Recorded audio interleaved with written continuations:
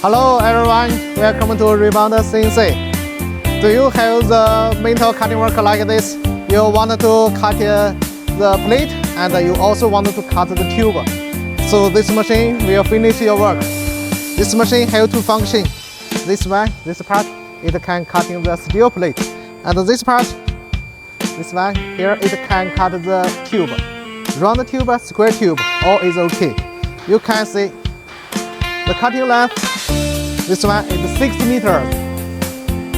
And for the plate cutting, this one is 5.5 meters and 3 meters.